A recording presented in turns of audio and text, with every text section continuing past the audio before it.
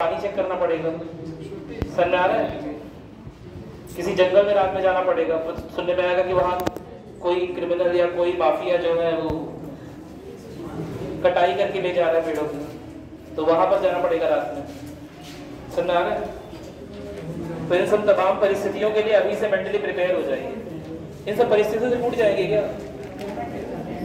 हाँ, क्या ना कहते हैं, बहुत आरामदायक जॉब नहीं रहेगी, ये मत सोचिए। आरामदायक ये रहेगा पैसा, समझा? और कई लोग सोचते हैं हाँ पैसा मिलेगा तब कर लेंगे, अभी तो नहीं मिल रहा ना। पहले वो स्थिति तो डेवलप करिए, है ना? उतना अंदर धैर्य आए। अभी तो हल्का सा पंखा ऑफ हो रहा है, तो ऐसे ऐसे पूरा है पंखा, कॉफी वॉफी गई भाड़ में, पहले पंखा झलेंगे उससे, उसके बाद कुछ करेंगे। चलो और बताओ, कुछ पूछना है तो बताओ। हम लोग 1919 के एक्ट के बारे में बात कर रहे थे, 1919 के अधिनियम के बारे में बात कर रहे थे, और उस अधिनियम के बारे में बात करते करते हमने कुछ प्रावधान उसके नोट कर लिए थे, कुछ के बारे में बात करनी बाकी है। जिन प्रावधानों के बारे में बात हो चुकी है उनमें से एक प्रमुख प्रावधान था विषयों का बंटवारा। विषयों का बंटवारा, ठीक है? तो प्रांतीय स्तर पे हमने देखा था कि विषयों का बंटवारा हो गया है। मेरी बात सुन रही? यानी कि कहीं ना कहीं हम कह सकते हैं प्रांतीय स्तर पे स्वायत्तता की शुरुआत, स्वशासन की शुरुआत है। कैसे स्वराज की शुरुआत है, स्वशासन की शुरुआत है? क्योंकि अब प्रांतीय विधान परिषदों को 1919 के अधिनियम के बाद कुछ हद तक स्वतंत्रता दे दी जाएगी कि वो कुछ दिए हुए क्षेत्रों पर, कुछ लिखे हुए क्षेत्रों पर, है ना, अपनी विधान परिषद में, अपने विधायी परिषद में चर्चा करके उस पर नियम कानून बना ले, और उस नियम कानून जो वो लिखेंगे गवर्नर जनरल भी उन्हें कैंसिल, निरस्त नहीं कर सकता।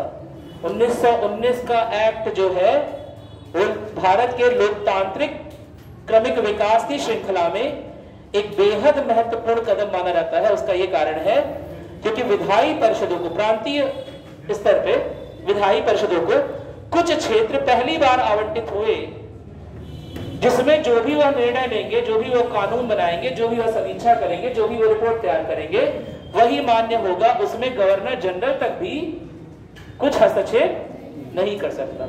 हालांकि यह फील्ड, यह क्षेत्र काफी सीमित थे, हालांकि यह क्षेत्र काफी सीमित थे, है ना? कुछ डे टू डे लाइफ से संबंधित, दैनिक क्रियाकलापों से संबंधित थे, है ना? कुछ मुख्य क्षेत्र जैसे रक्षा हो गया या पुलिस हो गया, वह सब इसमें नहीं दिया गया था। लेकिन कुछ जो कम महत्वपूर्ण क्षेत्र थे, है ना, जैसे कि स्थानीय स्वशासन, स्थानीय निकाय, नगर पालिका, नगर पालिका तो नहीं बनी थी लेकिन स्थानीय निकाय जो भी था, क्या मेरी बात क्लियर है? उसमें शासन कैसे चलेगा उसका अधिकार दे दिया गया था। क्या मेरी बात क्लियर है?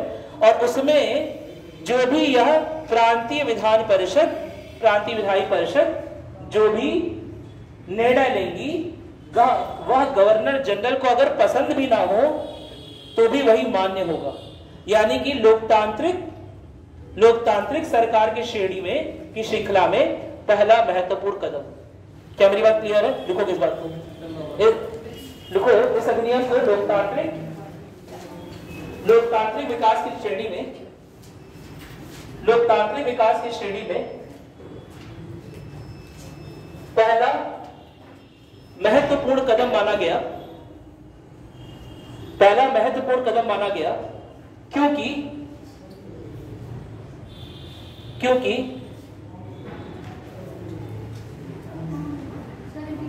अरे सर घट के तो आते नहीं, आप सब ऐसे बोलते हैं। इस अधिनियम को लोकतांत्रिक विकास, लोकतांत्रिक प्रक्रिया के विकास की श्रेणी में या श्रृंखला में पहला महत्वपूर्ण कदम माना गया, है ना? क्योंकि लिख लिया है। एक और अच्छी बात याद आ गई है तो वो भी लिख लो, जिससे, क्योंकि काट दो, देखो, जिससे स्थानीय स्वायत्तता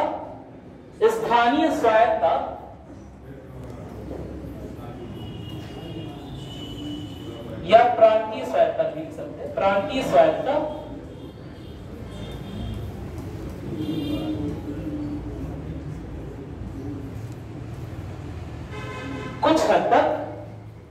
कुछ हद तक सुनिश्चित की गई, स्थानीय स्वायत्तता कुछ हद तक सुनिश्चित की गई। ठीक है, क्योंकि अब विधायी परिषदों के लिए, क्योंकि अब विधायी परिषदों के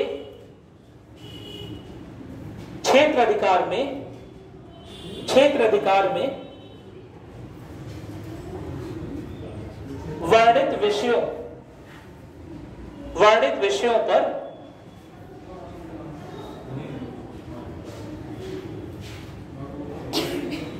गवर्नर का हस्तक्षेप मान्य नहीं होगा। गवर्नर का हस्तक्षेप मान्य नहीं होगा। साथ ही साथ इसके आगे नेक्स्ट पॉइंट में लिखोगे, साथ ही साथ मान्य नहीं होगा, लिख लिया। साथ ही साथ अगले पॉइंट में लिखोगे, साथ ही साथ न केवल इस अधिनियम में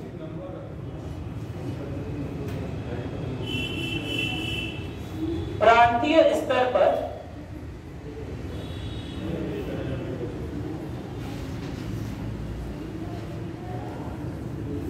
द्वैध शासन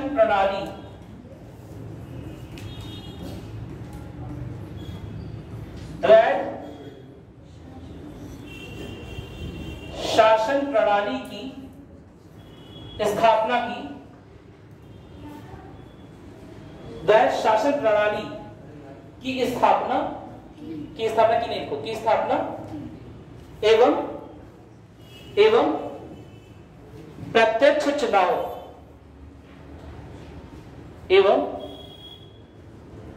चुनाव के प्रावधान दिए, प्रत्यक्ष चुनाव के प्रावधान दिए,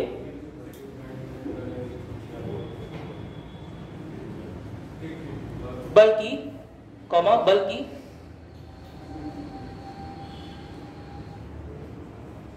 केंद्रीय विधायी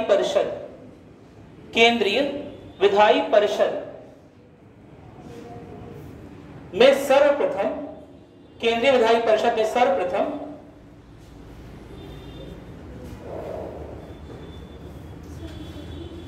द्विसदनीय विधायिका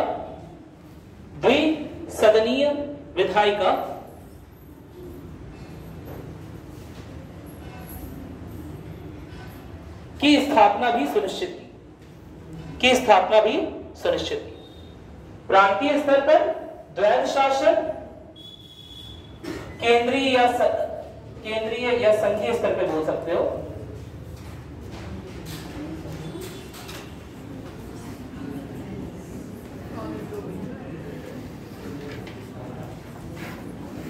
केंद्रीय या संघीय स्तर पर। क्या भाई तुम लोग इतने आने भर रहे हो, आगे ही आगे। केंद्रीय या संघीय स्तर पर क्या किया? द्विसदनीय विधायिका की स्थापना। इसी को इंग्लिश में बोलते हैं, क्या बोलते हैं? बाईकैमरलिज्म।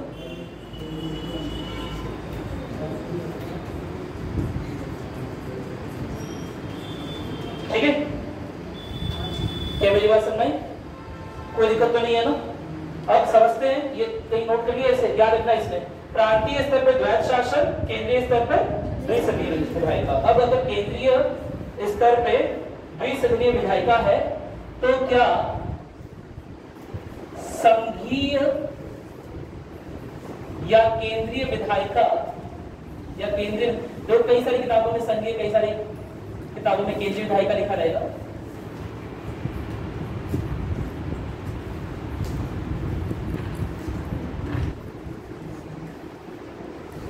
तो अब हम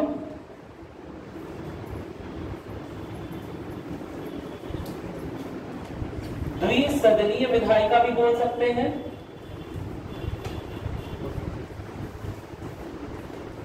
और इसके दो सदन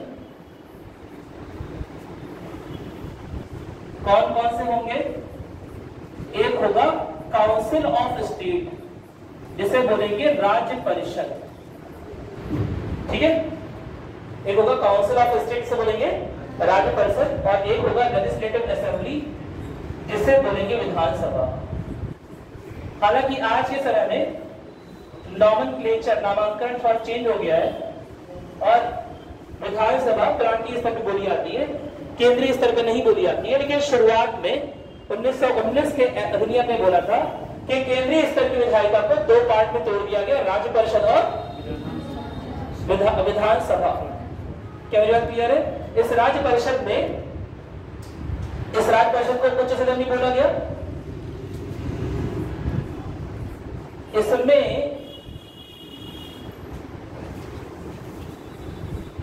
60 सदस्य होते थे, जिसमें से 34 सदस्य भारतीय हो सकते हैं, जो कि गैर सरकारी या ब्रैकेट में भारतीय सदस्य। क्या मेरी बात क्लियर? और विधानसभा को बोला गया निम्न सदन, लोअर हाउस। इंग्लिश में बोलते हैं लोअर हाउस। आज के टाइम पे लोअर हाउस को क्या बोलते हैं? लोकसभा, ठीक है। विधानसभा को बोला गया निम्न सदन। इसमें 140 सीट, जिसमें 104 सीट भारतीय गैर सरकारी सदस्य, निर्वाचित सदस्य, गैर सरकारी नहीं, सॉरी, निर्वाचित सदस्य, ठीक है। नामांकित नहीं, निर्वाचित, चयनित, चुनाव के बाद। और इन्हीं को चयन करने की प्रक्रिया अब कैसी हो रही है? प्रत्यक्ष चुनाव के रूप में हो रही है। लगभग हम बोल सकते हैं लगभग जितने भी वयस्क थे उसके 10% को वोटिंग का अधिकार मिल गया। क्या मेरी बात क्लियर है? पहली बार देश में प्रत्यक्ष चुनाव का शुरुआत 1919 अधिनियम के दौरान। उस 1919 के अधिनियम के दौरान क्या हुआ कि जो निम्न सदन बनेगा उसके जो प्रत्याशी होंगे, उसके जो उम्मीदवार होंगे, उसमें से 104 चुन कर आएंगे, जिन्हें चुनने का अधिकार जमींदार वर्ग, वाणिज्यिक मंडल, इस तरह के विश्वविद्यालय, है ना, इस तरह के लोगों के पास रहे। कोई दिक्कत तो नहीं है ना? क्या मेरी बात सुन रही? यहां तक एकदम क्लियर हो गया? ठीक है। तो केवल 10% आबादी को वोटिंग राइट, मताधिकार दिया गया। लिख दे रहा हूं 10% मताधिकार। कोई दिक्कत तो नहीं है? याद रहेगी बात? आगे नोट करिए, से बना लीजिए, जल्दी से फिर आगे नोट करिए।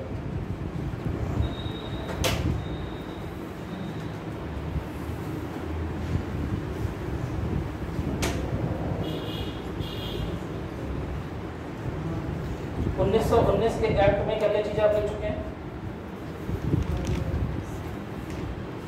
काफी सारी चीजें लिखी है ना। एक पॉइंट बाकी है तो वो लिखना, बस एक लास्ट पॉइंट लिखिए। इसे बना लिया?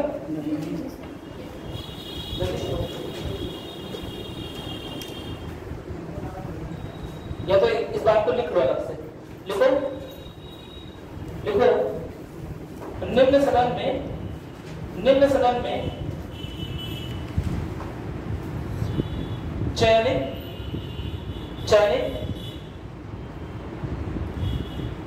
अधिकतर सदस्य अब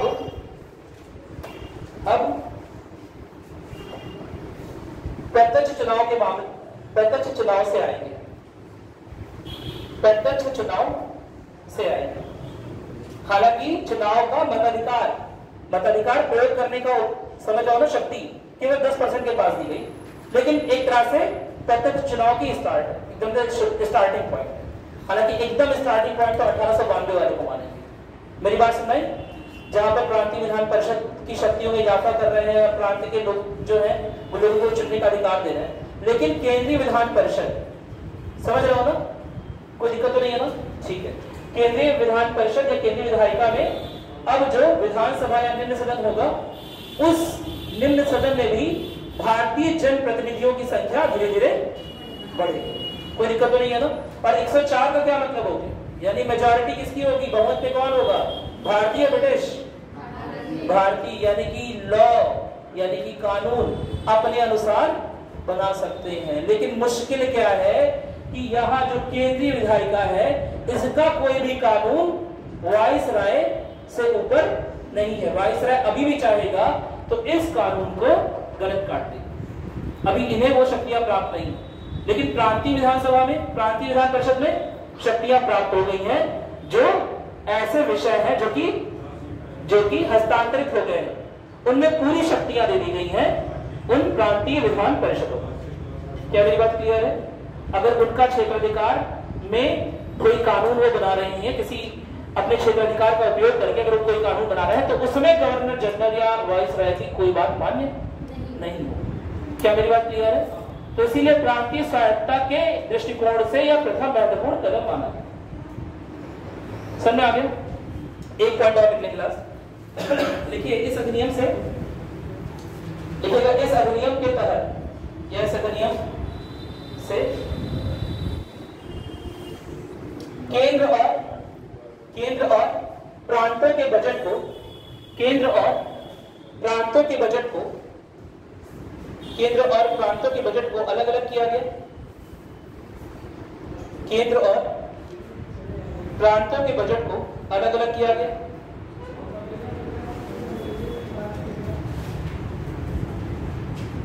साथ ही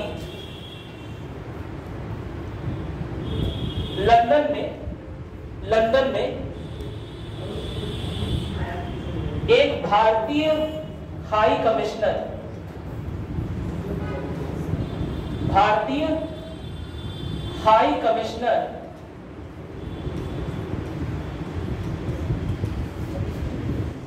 के ऑफिस की स्थापना की गई।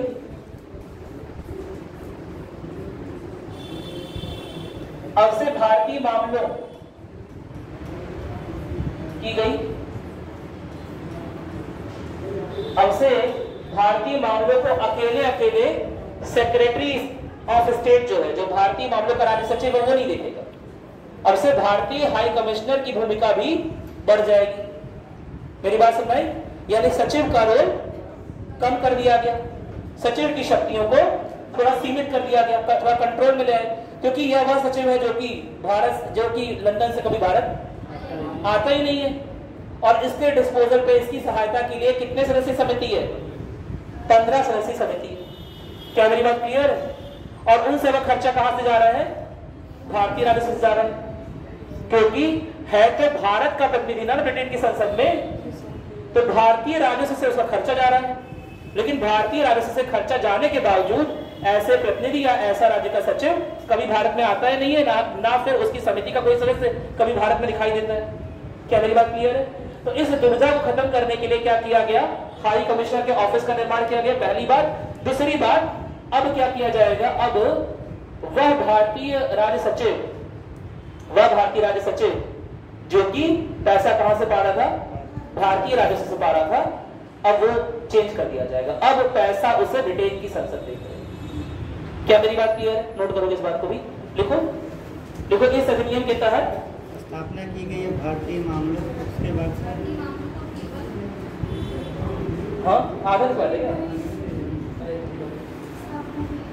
स्थापना की गई, बस इतना लिख लिया। अब काट दो, अब बस उसके बाद कुछ, ठीक है?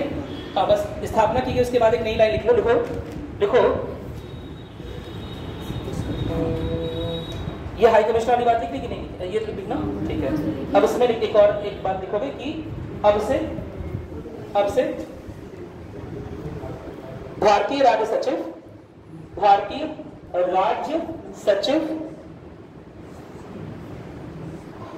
को भारतीय राजस्व से भारतीय राजस्व की जगह,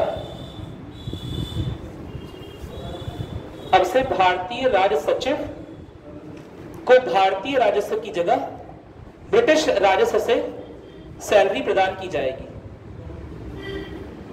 ठीक है? अब वाक्यों में अगर कुछ गलती हुई है तो देख लेना, अगर ग्रामेटिकल मिस्टेक है तो खुद से सही करो उसे। ठीक है? कोई दिक्कत तो नहीं है ना? अरे इतने बड़े हो गए, ग्रेविटी का मिस्टेक तो देख सकते हो ना, ठीक है।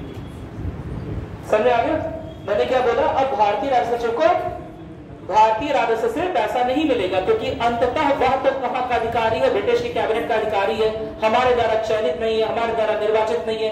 चयनित निर्वाचित छोड़ो, हमारे द्वारा नामित भी नहीं है, तो हम किस बात का पैसा दे रहे हैं?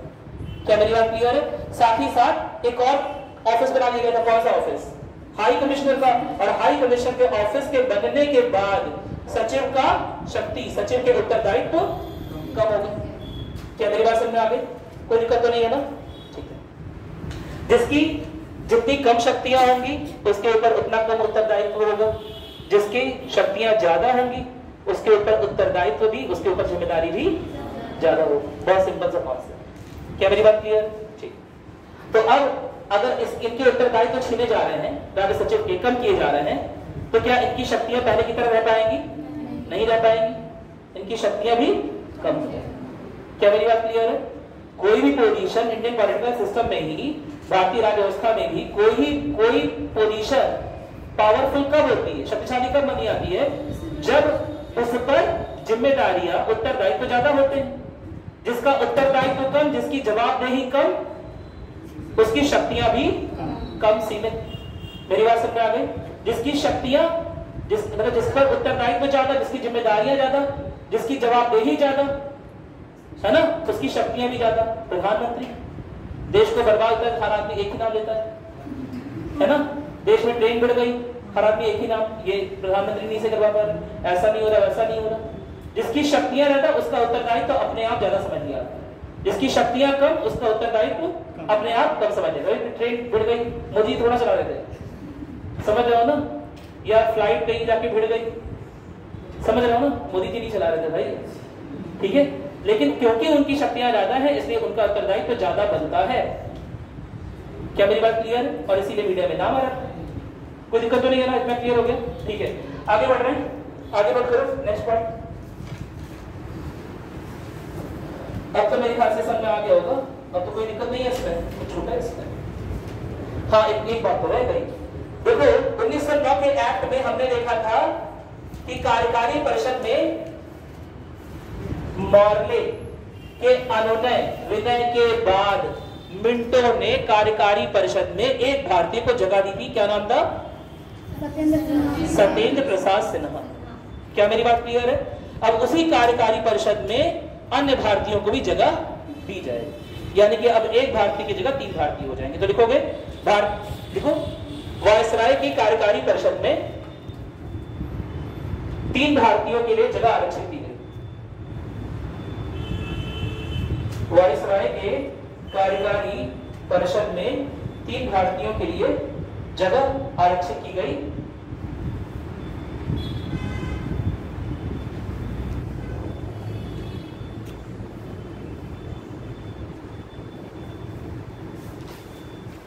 साथ ही इस अधिनियम में यह प्रावधान किया गया, साथ ही इस अधिनियम में यह प्रावधान किया गया कि प्रत्येक 10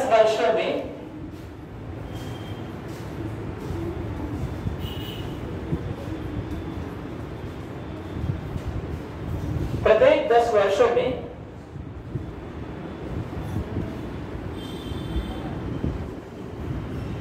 एक आयोग ब्रिटिश संसद को पुराने अधिनियमों की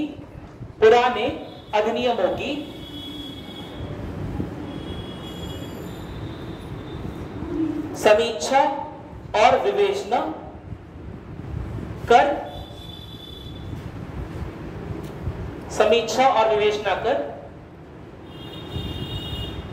आने वाले अधिनियमों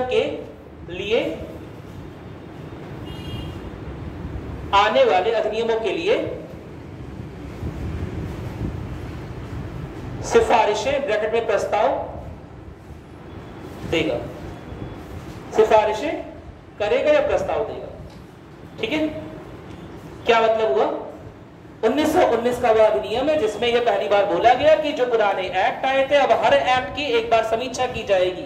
एक बार समीक्षा करने का मतलब जो भी प्रावधान है उसे लागू करने में क्या दिक्कतें हुई, क्या परेशानियां हुई, क्या उस प्रावधान से लोग सेटिस्फाइड हैं, लोग संतुष्ट हैं, या केवल ब्रिटेन की संसद अपने प्रावधान, अपने लिखे हुए विधान लोगों के ऊपर थोपी जा रही है।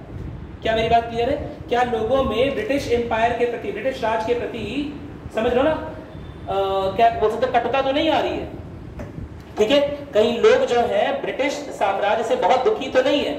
तो इसलिए जो पुराने अधिनियम लाए गए 1909 का या 1919 का, उसकी पुनर्समीक्षा, उसकी विवेचना करने के लिए और आने वाले अधिनियमों में पुराने किन प्रावधानों को सुधार करके लाया जा सके जिससे लोगों में संतुष्टि का माहौल और जिससे लोग आंदोलन कम कर सके। क्योंकि यह वह समय है जिस समय गांधी जी मैदान में आ गए थे 1916 के बाद, नहीं समझे बात, और जगह जगह आंदोलन चला रहे हैं, चंपारण, अहमदाबाद, खेड़ा, उसके बाद असहयोग, रॉलेट सत्याग्रह, फिर असहयोग। मेरी बात सुन रही? असहयोग बंद कर दिया था, लेकिन असहयोग लड़ते समय ऐसा लग रहा था कि देश में आजादी आ जाएगी। कई सारे नेताओं का मानना था कि अगर असहयोग लंबे समय तक चलेगा तो देश में आजादी आ जाएगी, लेकिन चौरी चौरा कांड के असहयोग को स्थगित कर दिया गया क्योंकि गांधी जी हिंसा के खिलाफ थे। लेकिन उसी समय अंग्रेजी सरकार को यह धीरे धीरे आकलन होने लगा था कि अब पुराना देश नहीं रह गया है, अब यह बहुत सारे लोग हैं जो लिटरेट हैं, साक्षर हैं, मिडिल क्लास डेवलप हो रहा है, बहुत सारे लॉयर्स, बहुत सारे एडवोकेट जो कि पढ़े लिखे हैं और देश की आजादी के लिए लोगों को और अवेयर कर रहे हैं और जागरूक बना रहे हैं। क्या मेरी बात क्लियर है? तो कम से कम एक उत्तरदायी सरकार की स्थापना की जाए।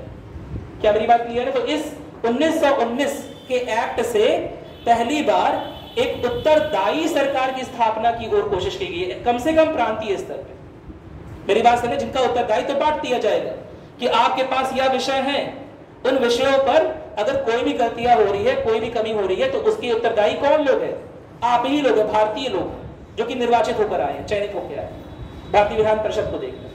मेरी बात सुन रहे? प्रांतीय स्तर पे अलग से सब्जेक्ट दिए गए थे ना, वो क्यों दिए गए थे? क्या यह उत्तरदायी शासन की ओर महत्वपूर्ण कदम नहीं है? मेरी बात सुन रहे? अगर कृषि का क्षेत्र भारतीयों को मिल गया तो कृषि के जो भी लॉ आएंगे, जो भी कानून आएंगे, अगर उनमें कुछ गड़बड़ी हो रही है तो कौन लोग, किन लोग की जिम्मेदारी है? भारतीयों की, चयनित सदस्यों की, जो ये कानून ला रहे हैं। नहीं समझे बात?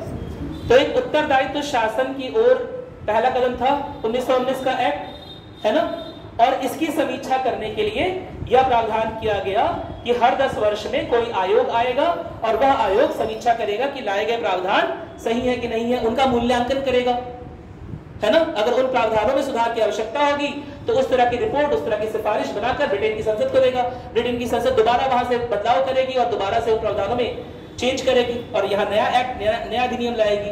इन चीजों की पूर्ति के लिए 1919 के, है ना, प्रत्येक 10 वर्ष वाले प्रावधान की पूर्ति के लिए 1927 में एक आयोग भेजा गया जिसका नाम क्या था? साइमन आयोग। 1927 से 1928 भारत में कब आया था? 27 से 28 भारत में कब आया था? 27 से 28। बहुत इंपॉर्टेंट वन लाइनर क्वेश्चन। आया 28 में था, बना कब था? 27 में। वहां पर बन के वहां से चला है 27 में। बुलेट ट्रेन चल रही थी क्या लंदन और दिल्ली के बीच में? हाँ, फ्लाइट चल रही थी। अरे आने जाने में टाइम लगता है, ये आज का जमाना नहीं है व्हाट्सएप पे वहां बोला यहाँ ग्रुप बन गया, ऐसे खत्म हो चुका है वो जमाना। समझ आओ ना, वो समय नहीं है ना, आज के 100 साल पहले की बात हो रही है। वहां से चलेगा नवंबर 1927 से बनकर यहाँ पहुंचेगा फरवरी 1928 में। क्या मेरी बात क्लियर है? याद रखना, बहुत इंपॉर्टेंट वन लाइनर क्वेश्चन। 27 में बना, 28 में आया, ठीक है? तो भारत में 28 में आया है साइमन आयोग। मुख्य कार्य क्या है कि पिछले 10 वर्षों में जो प्रावधान लागू किए गए हैं उनकी समीक्षा करना, क्या उनमें किसी तरह के बदलाव की आवश्यकता है, क्या उनमें किसी तरह के सुधार की आवश्यकता है, या क्या भारतीय जनता इन लाए गए प्रावधानों के खिलाफ हो रही है या असंतुष्ट हो रही है, तो वो असंतुष्टि नोट करके ब्रिटेन की संसद को देना। क्या मेरी बात क्लियर? ताकि लोग सुधार कर सके। नहीं समझ में आई बात? समझ में आ गया? ठीक है। तो 1927 में आयोग आया, 1928 में आया, 1927 में बना था। 1928 से लेकर 1930 में इसने अपनी रिपोर्ट सबमिट की, और इस रिपोर्ट के आधार पर गोलमेज सम्मेलन, सुना होगा राउंड टेबल कॉन्फ्रेंस, गोलमेज सम्मेलन बुलाया गया। क्यों गोलमेज बोला जाता है, क्या कारण है, क्यों गोलमेज, क्योंकि चौकोर मेज बोला गया, मेज का शेप गोल था इसलिए। कमरा चौकोर तो कहानी चौकोर कमरा सम्मेलन बोल दिया गया है। क्यों गोलमेज भाई, गोल गोल बातें करके चले आएंगे ना, क्यों गोलमेज सम्मेलन, गोलमेज ही क्यों बोला गया, क्यों नहीं चौकोर में बैठाया गया? कभी चौकोर में देखे हो? देखे तो नहीं, कभी देखे हो चौकोर में जैसे से होती है, जिससे बैठे होगी तो चौकोर ही है, ऐसे तो कुछ रेक्टेंगुलर जो भी है, आयताकार। वेरी गुड, क्योंकि वहां पर यह एक सिंबल था कि जो भी भारतीय प्रतिनिधि आएंगे सबको बराबरी का दर्जा दिया जा रहा है, और वो और ब्रिटिश अधिकारी बराबरी दर्जे, बराबरी हक से बैठेंगे। गोल मेज में क्या कोई कोना होता है? नहीं, लेकिन इस तरह की मेज में मुख्य आदमी कहां बैठता है? देखा होगा ना, घर में देखा होगा या मूवी में देखा होगा, इस तरह की टेबल होती है, दादाजी बीच में बैठे रहते हैं, वो सीट खाली छुट्टी रहती है, जब तक वो नहीं आ जाएंगे तब सीट। देखा है? यहां पर बैठते हैं जो मुख्य आदमी, इनकी अथॉरिटी ज्यादा है। लेकिन गोल मेज में कहां कोना है? कहीं कोना है? नहीं ना, तो सबकी अथॉरिटी बराबर है। क्या मेरी बात सुने? कोई सर्वोच्च नहीं है, सब बराबर है। तो भारतीय प्रतिनिधियों को विश्वास में लेने के लिए कि हमारा और आपका बराबर स्टेटस है, आपकी बात भी सुनी जाएगी। आप यहाँ आइए तो मेरी बात सुने, लंदन में गोलमेज सम्मेलन का आयोजन हुआ, जिसे शुरुआत में कांग्रेस ने बाइकआउट किया, क्योंकि कांग्रेस उस समय यहाँ पर कौन सा मूवमेंट, कौन सा आंदोलन चला रही थी?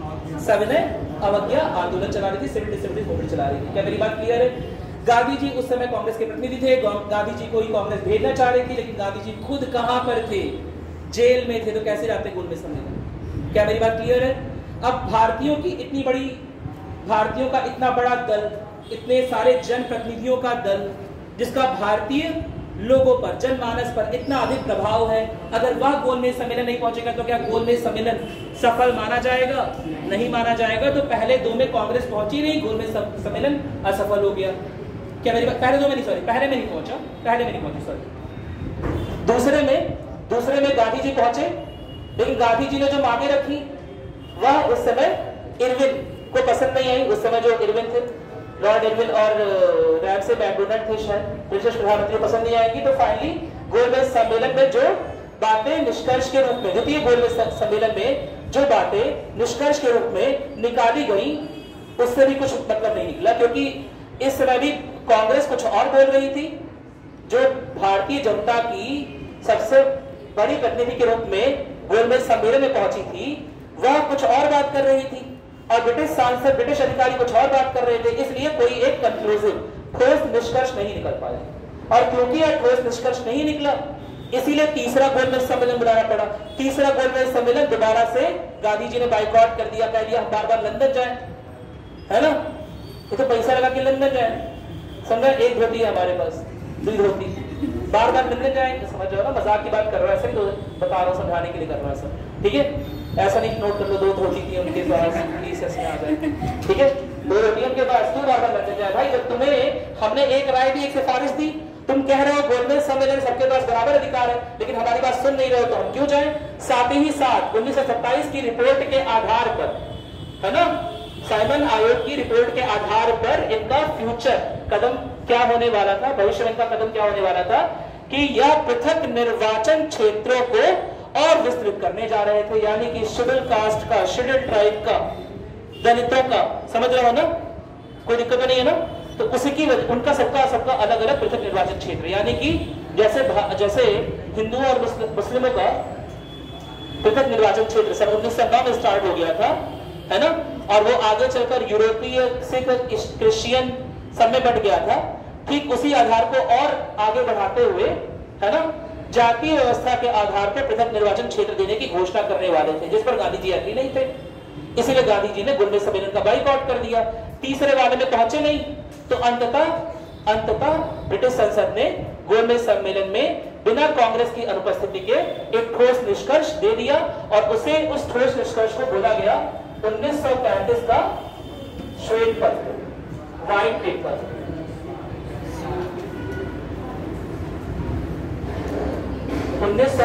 का श्वेत पत्र।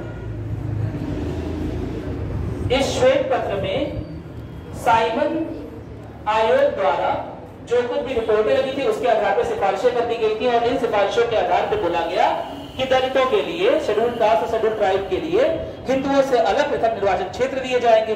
गांधी जी ये सुन लिए तो ऑफकोर्स क्या हो जाएंगे, क्रोधित हो जाएंगे।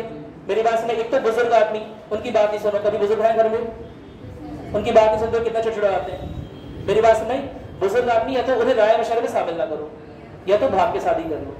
मेरी बात सुनाई, अगर तुम उन्हें बताने पहुंचे समझा कि हमें ये पसंद और उन्हें नहीं पसंद हुआ, अब तो बेटा अब तो नहीं हो सकता, पहले चांस बना था अब गायब। क्या मेरी बात सुनाई? तो या तो पहले बुजुर्ग आदमी को बुलाए ना होते, समझा, ऊपर से अब उनकी राय ले लिया, उन्होंने मना कर दिया, अब तो मना ही हो गया एक तरह से। क्या मेरी बात क्लियर है? तो गांधी जी को यह प्रस्ताव पसंद नहीं आया कि पृथक निर्वाचन क्षेत्र दलितों के लिए होना चाहिए। इसीलिए जैसे ही उन्होंने सुना कि मैकडोनाल्ड ने एक अवार्ड दे दिया, इसे बोला गया मैकडोनाल्ड का अवार्ड, ठीक है। मैकडोनाल्ड ने गोलमेज सम्मेलन के निष्कर्षों को निकालते हुए एक अवार्ड दिया है जिसके तहत दलितों को पृथक निर्वाचन क्षेत्र दिया जा रहा है, यानी कि पृथक निर्वाचन क्षेत्रों के सीमा अधिकारों को बढ़ाया जा रहा है, जिसकी शुरुआत सन 1909 में की गई थी। कहीं ना कहीं समाज के वर्गीकरण का एक नया जातीय आधार उन्होंने खोज लिया था, पहले धार्मिक आधार फिर जातीय आधार। क्या मेरी बात क्लियर है? तो यह सब नोटिस करते हुए गांधी जी क्या करेंगे, उन्हें क्या करना अच्छा लगता है, अनशन करना। Very good. तो गांधी जी अनशन में बैठ जाएंगे, आमरण अनशन पे। आमरण अनशन बैठ जाएंगे तो क्या होगा, देश में बवाल हो जाएगा, क्योंकि गांधी जी अनशन बैठेंगे। समझ लो ना कितने लोग के लीडर हैं, पटेल, नेहरू, समझ लो ना, बोस, सब उन्हें, चाहे क्रांतिकारी ग्रुप, चाहे गांधी जी के विचारों से जरूर ऐसा बात हो, लेकिन उनके भी आइडियल, उनके भी आदर्श वही थे। क्या मेरी बात क्लियर है? तो देश में बवाल मच जाएगा, सब लोग कहेंगे गांधी जी अनशन तोड़ दो, गांधी जी कहेंगे नहीं, अगर पृथक निर्वाचन क्षेत्र अगर ले आएंगे ये लोग, तो ऐसे में देश का जो जातीय आधार है बंटने का वो कभी कम नहीं होगा और देश कई सारे टुकड़ों में टूट जाएगा आगे चलकर। इसी वजह से यह आधार सही नहीं है और अगर यह आधार रहेगा तो मैं आमरण अनशन पर बैठा रहूंगा। तृतीय गोलमेज सम्मेलन में इस आधार की पुष्टि करने पहुंचे थे ऑप्रेस्ड यानी कि दलितों के प्रतिनिधि अंबेडकर। क्या मेरी बात क्लियर है? अंबेडकर के कान में यह सूचना गई कि गांधी जी मरणासन अवस्था में है और एकदम आमरण अनशन नहीं तोड़ेंगे जब तक यह वापस नहीं रह जाएगा। तो अंबेडकर ने गांधी जी के साथ 1932 में पूना पैक्ट साइन किया, जो कि यरवदा जेल में इसलिए साइन हुआ था ताकि पृथक निर्वाचन क्षेत्र दलितों के लिए जो दिए जा रहे हैं वह चीज वापस ले ली जाए। क्या मेरी बात सुन रही? कोई दिक्कत तो नहीं है ना? गांधी जी ने क्या कहा, पृथक निर्वाचन क्षेत्र मत लीजिए, है ना, अलग से इस क्लास जो हिंदुओं का सोसाइटी है उसे उसमें वर्गीकरण मत करिए। आप यह कर सकते हैं, रिजर्वेशन आरक्षण की प्रक्रिया को चुनावी या विधान परिषदों में स्टार्ट कर दीजिए कि विधान परिषद में इतने प्रतिशत लोग आरक्षित सीट के होने चाहिए। क्या मेरी बात क्लियर? कोई दिक्कत तो नहीं है ना? 1932 में जो पूना पैक्ट गांधी जी और अंबेडकर के बीच में साइन हुआ वही आगे चलकर जातीयगत आरक्षण का आधार बना। क्या मेरी बात समझ में आ गई? कोई दिक्कत तो नहीं है ना? अब ये तो हो गई हिस्ट्री। मैंने क्या बताया था, history and polity are very very closely interrelated. समझ आ रहा है? पॉलिटी का सलूशन, हिस्ट्री का सलूशन ही पॉलिटी में ढूंढते हैं। राज्य व्यवस्था क्यों लिखी गई? ताकि हिस्ट्री के जो प्रॉब्लम्स हैं, ताकि इतिहास की जो परेशानियां हैं उसके सलूशन को, उसके समाधान को हम नई व्यवस्थाओं में ढूंढ सके। क्या मेरी बात क्लियर है? इन आंदोलनों के चलते ब्रिटिश राजतंत्र को, ब्रिटिश राजशाही को एहसास हो गया था कि अब बहुत दिनों तक स्वशासन नहीं चला पाएंगे। तो उनकी कोशिश थी एक ऐसे संघ की स्थापना जो थोड़ा लूज रहे, जिसपे बहुत टाइट कंट्रोल ना हो, भारतीयों का प्रतिनिधित्व और बढ़ाया जाए, भारतीयों की सहभागिता से ही भारतीयों पर अब सरकार चल पाएगी, वरना भारतीयों पर शासन असंभव। क्या मेरी बात क्लियर है? और इस डर को या इस परेशानी को रियलाइज करते हुए उन्होंने 1927 के या 1928 के साइमन आयोग की रिपोर्ट के द्वारा, है ना, जो कुछ भी रिकमेंडेशन थी उसके आधार पर एक नए अधिनियम की रचना की, एक नया अधिनियम बनाया जिसका नाम था गवर्नमेंट ऑफ इंडिया एक्ट 1935। क्या मेरी बात समझ में आ गई? नोट करो इस बात को, लिखो एक छोटा सा हिस्टोरिकल कॉन्टेक्स्ट लिख लो। लिखो देखो साइमन आयोग की रिपोर्ट पर आधारित, साइमन आयोग की रिपोर्ट पर आधारित, थोड़ा तेज पढ़ा रहा हूं, चल रहा है ना, कि दिक्कत तो नहीं हो रही? हिस्ट्री का भी पार्ट थोड़ा सा लेके चल रहा है ना, इसलिए अच्छा वो दिन क्लियर होगा कॉन्सेप्ट। साइमन आयोग की रिपोर्ट के आधारित गोलमेज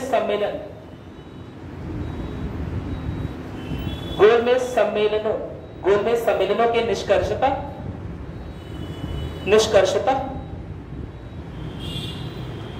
1935 का भारत सरकार अधिनियम, 1935 का भारत सरकार अधिनियम बनाया गया। 1935 का भारत सरकार अधिनियम बनाया गया।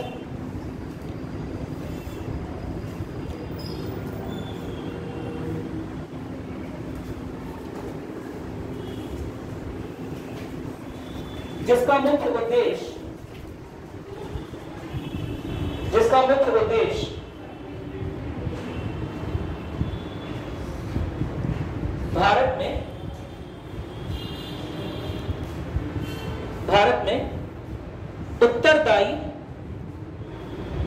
भारत में उत्तरदायी सरकार, ब्रैकेट में लिख लो, भारतीय सरकार, ठीक है, की शक्तियों को, भारतीय सरकार प्रांत स्तर पे है ना, की शक्तियों को बढ़ाना था। यानी कि पहला एक्ट जिसने उत्तरदायी शासन की नींव रखी 1909 का एक्ट, 1919 का एक्ट सॉरी, और दूसरा एक्ट जो उन्हीं शक्तियों को अब और बढ़ाने की कोशिश कर रहा है वो कौन सा है? 1935 का एक्ट। क्या मेरी बात क्लियर है? कोई दिक्कत तो नहीं है ना? ठीक है, इसमें और नोट करेंगे, लिखिए, इसमें लिखिए, इस अधिनियम के अंतर्गत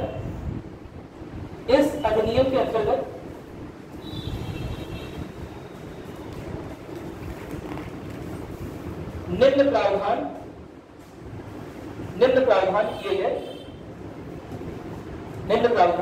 गए। पहला तो ये है कि पूरा जो अधिनियम है ना 1935 का government of India act, English में बोलते हैं GOI एक्ट, ये पूरा देखा जाए तो 10 पार्ट या 10 चैप्टर और 321 सेक्शन यानी धाराएं, सेक्शंस में डिवाइडेड है। ठीक है, सेक्शंस को बोलते हैं धाराएं। जब आर्टिकल्स लिखते हैं तो उससे बोलते हैं अच्छे।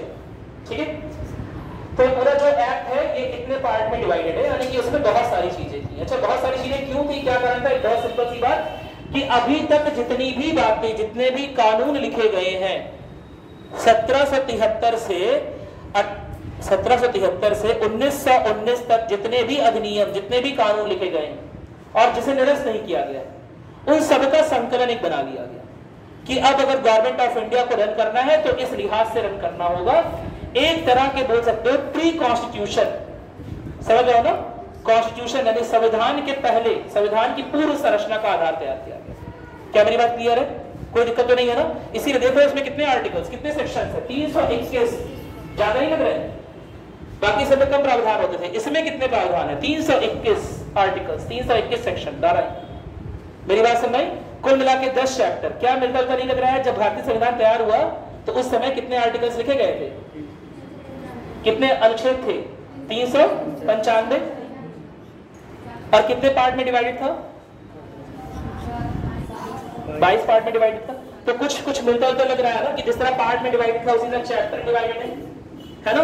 और जिस तरह आर्टिकल्स थे उस तरह ये भी लिखा हुआ है। तो अभी तक लिखे गए कानूनों का एक संकलन, जब से कंपनी का शासन और ब्रिटिश शासन चल रहा है, उन सारे कानूनों का एक संकलन गवर्नमेंट ऑफ इंडिया एक्ट में बनाया गया। क्या मेरी बात क्लियर है? कोई दिक्कत तो नहीं है ना? लिखो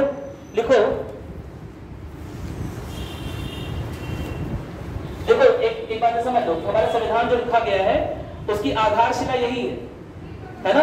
जब बोलते हैं ना यह प्रावधान अमेरिका से लिया गया, यह प्रावधान ब्रिटेन से लिया गया, यह प्रावधान आयरलैंड से लिया गया, यह प्रावधान कनाडा से लिया गया, प्रावधान जर्मनी से लिया गया, है ना। तो अगर किसी एक चीज से बोले, किसी एक डॉक्यूमेंट से जहां से सबसे ज्यादा प्रावधान निचोड़े गए हैं, लाए गए हैं, वो कौन सा है? Government of India act 1935। क्या मेरी बात क्लियर है? कोई दिक्कत तो नहीं है ना। तो एक तरह से हमारे आने वाले आगामी संविधान का या क्या बनेगा? बेस बनेगा, फाउंडेशन, नींव का पत्थर बन जाएगा। लिखोगे गवर्नमेंट ऑफ इंडिया, इसी देखो 1935 का यह एक्ट, 1935 का यह एक्ट या अधिनियम, 1935 का यह एक्ट या अधिनियम, या अधिनियम लिख लो सीधे, 1935 का अधिनियम आगामी संविधान की आधारशिला, आगामी संविधान की आधारशिला बन जाएगा।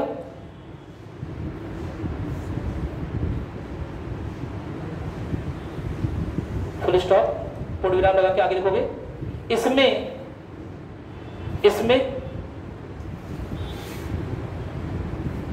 कई ऐसे प्रावधान, इसमें कई ऐसे प्रावधानों का संकलन किया गया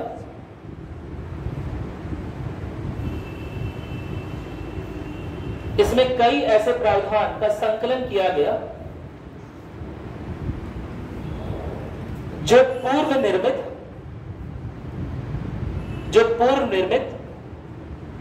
थे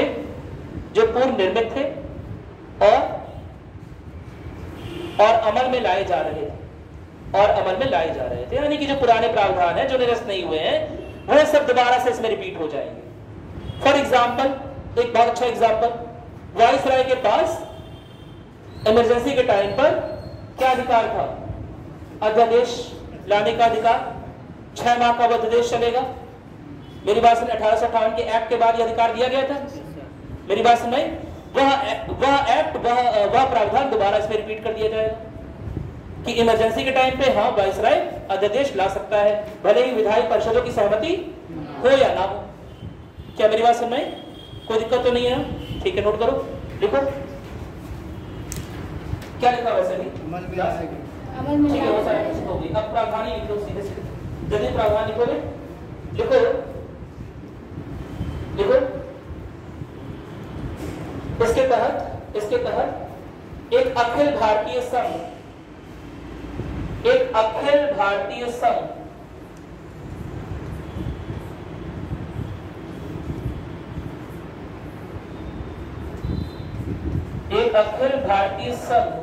की स्थापना का प्रस्ताव दिया गया, जिसमें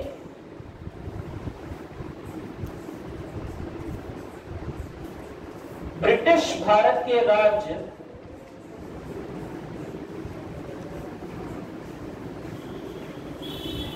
या प्रांत बोल सकते हो और प्रिंसली स्टेट, क्या बोलते हैं, रजवाड़े सर, ब्रिटिश शासन, जिसमें ब्रिटिश भारत के राज्य या प्रांत और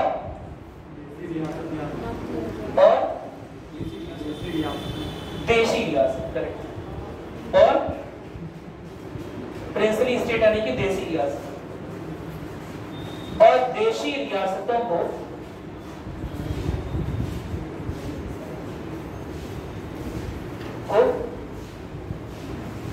समान, देशी रियासतों को समान, एक समान स्टेटस, एक समान स्टेटस दिया जाएगा। क्या मेरी बात क्लियर है? एक प्रस्ताव किया जा रहा है देशी रियासतों के प्रति कि ऐसा है 70% भारत हम लोग उपयोग कर सकते, 70% नहीं, लगभग 67% भारत है ना ब्रिटिश के कंट्रोल में, ब्रिटिश के नियंत्रण में था। तो जो देशी रियासतें हैं उनके पास ये लोग पहुंचे हैं, प्रस्ताव लेकर पहुंचे हैं कि ऐसा है। वैसे भी आप लोग जो भी कर रहे हैं कहीं ना कहीं हम उसमें इंटरफेयर कर ही रहे हैं। मेरी बात सुनिए, देशी रियासतें भी पूरी तरह स्वतंत्र नहीं। क्या मेरी बात क्लियर है?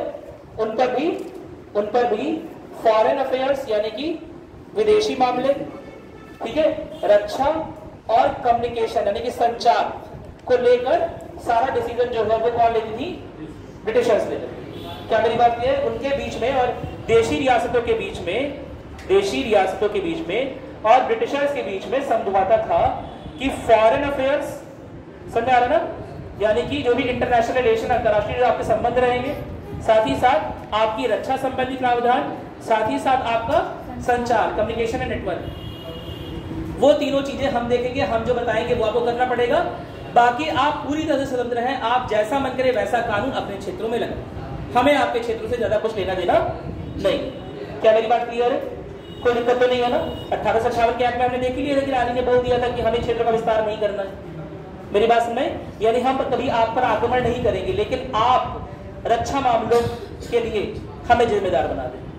क्या मेरी बात? ऐसा ना हो जाए कभी आप फ्रांस से आर्मी मंगा लें, कभी आप फ्रांस के सैनिकों का दुरुपयोग करने लगे हमारे खिलाफ या हमसे युद्ध कर लें। क्या मेरी बात क्लियर है? इसलिए रक्षा मामले, अंतरराष्ट्रीय संबंध और संचार, ये हम देखेंगे। बाकी सब आप अपना देख सकते हैं, आपकी स्थानीय स्वायत्तता कायम रहेगी।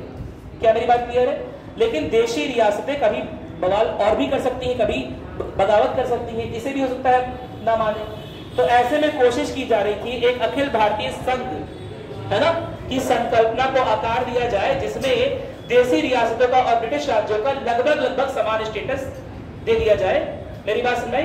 और एक इंडिया, एक प्रॉपर इंडिया का नक्शा बना दिया जाए, जिसमें कुछ राज्य, कुछ प्रांत तो ऐसे रहेंगे जो ब्रिटिशर्स के अधीन रहेंगे, लेकिन कुछ राज्य ऐसे रहेंगे जो कि देशी रियासतों के अधीन थे और वैसे ही चल रहे हैं। एक ग्रुप बना लिया, नहीं समझे बात? एक व्हाट्सएप ग्रुप बन गया इन लोगों का, समझ आ गया? वैसे मैं व्हाट्सएप नहीं था, लेकिन समझ लो ऐसे एक व्हाट्सएप ग्रुप बन गया, सब लोग बराबर है, सब लोग एडमिन है, समझ आ गया? उसमें कोई किसी से कम नहीं, ठीक है? तो एक ग्रुप बन गया, एक समूह बन गया, जिसमें सबकी बराबर अधिकार है, ठीक है? मुख्य उद्देश्य क्या था? ये बना क्यों रहे थे?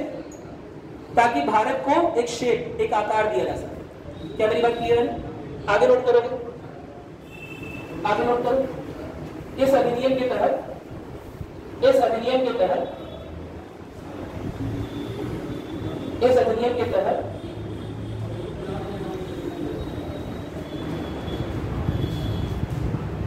3 शक्तियों को, ऐसे को इस अधिनियम के तहत शक्तियों को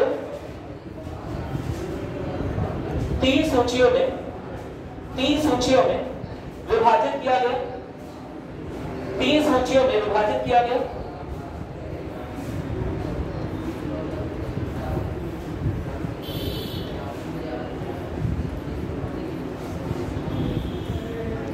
संघीय सूची, प्रांतीय सूची और समवर्ती सूची।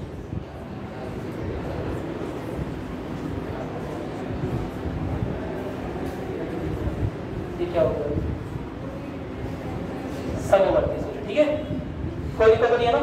संघीय सूची यानी कि केंद्रीय विधायी परिषद, इस सूची में जो विषय रहेंगे, केंद्रीय विधायी परिषद के पास विशेषाधिकार रहेगा कि उन पर जो भी कानून बनाने हैं वही बना सकती है और कोई नहीं बना सकता। ठीक उसी तरह से प्रांतीय सूची में जो विषय रहेंगे, प्रांतीय विधान परिषदों के पास अधिकार रहेगा कि इस सूची में जो कुछ भी लिखा हुआ है, जो कुछ भी क्षेत्र लिखे हुए हैं, उन पर कुछ भी कानून, उनमें मतलब समझ लो ना, उनके नियमों को बदलाव करना है या कुछ भी नए कानून बनाने हैं, पुराने कानून को कैसे अमल करना है, वो सब इनके अधिकार में रहेगा, प्रांतों की सरकार के अधीन रहेगा। कोई दिक्कत तो नहीं है ना? और तीसरा क्या है? समवर्ती सूची। समवर्ती सूची में क्या था कि यह वह विशेष क्षेत्र है जिसमें केंद्र और प्रांत, जिसमें संघ और प्रांत दोनों की बातों को देखा जाएगा। क्या मेरी बात क्लियर है? यानी कि दोनों के बनाए कानूनों को, जैसे कई बार क्या होगा सकता है, प्रांत अपने लिए प्रॉपर कानून नहीं बना पा रहा है, तो ऐसे में संघ उसके लिए कानून बना सकता है। क्या मेरी बात क्लियर है? अगर प्रांत अपने लिए कानून नहीं बना पा रहा, संघ बना सकता है, तो संघ बना दिया। वरना प्रांत के दिए हुए कानून हो सकता है राज्य को या प्रांत को सही दिशा में नहीं ले जा रहे हो, है ना, कुछ ना कुछ उसमें कमियां हो, तो उसमें सुधार करने का अधिकार संघ के पास या केंद्र के पास है। क्या मेरी बात क्लियर? कोई दिक्कत तो नहीं है ना? नोट करोगे संघीय सूची, प्रांतीय सूची, समवर्ती सूची। संघीय सूची में लिखोगे केंद्र सरकार को सौंपेगा विषय, संघीय सूची में लिख लो ऐसे डैश, केंद्र सरकार को सौंपेगा विषय, प्रांतीय सूची में लिखो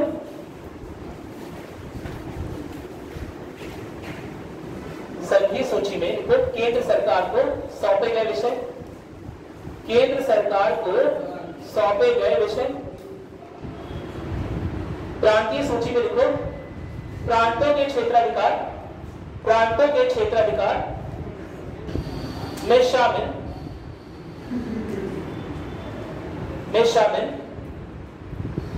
प्रांतों के क्षेत्राधिकार, प्रांतों के क्षेत्राधिकार में शामिल सभी विषय।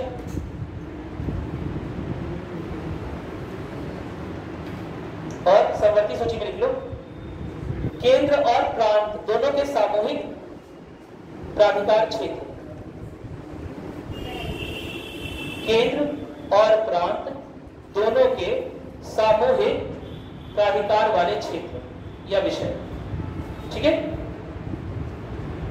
जिस पर केंद्र भी लॉ बना सकती है, कानून बना सकती है, और प्रांत भी कानून या लॉ या नियम कुछ बना सकती है। क्या मेरी बात क्लियर है? ठीक है, क्या रेशियो था उनका नोट कर लो कि संघीय सूची में कितने सब्जेक्ट्स थे, कितने विषय थे? 59। इसमें कितने थे? 54।